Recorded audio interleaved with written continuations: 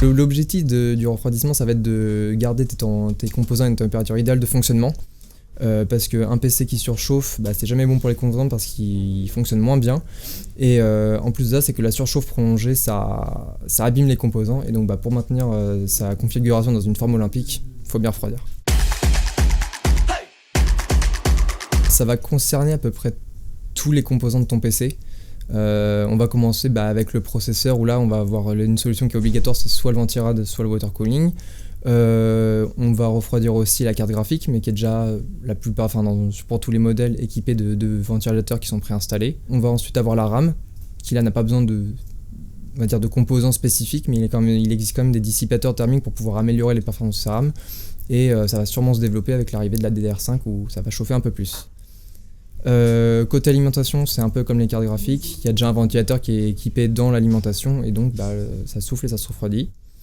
Et enfin, pour garder vraiment une tour qui est, on va dire, le plus optimisé possible, l'idéal c'est d'avoir un boîtier qui est bien aéré, donc soit qui est équipé de ventilateurs, soit on va pouvoir en ajouter par la suite et donc en acheter à côté.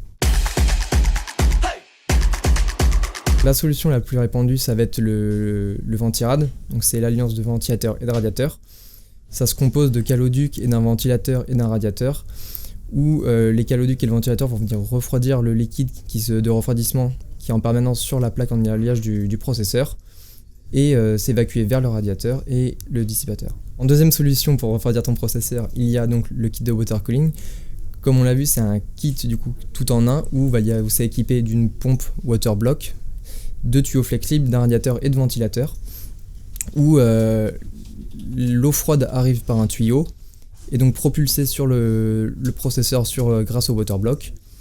Ça vient refroidir le processeur, l'eau chaude repart via la pompe et est aspirée par un autre tuyau. Ça se dirige vers le radiateur et les ventilateurs pour du coup dissiper la chaleur et refroidir correctement ton processeur. Tout dépend du budget.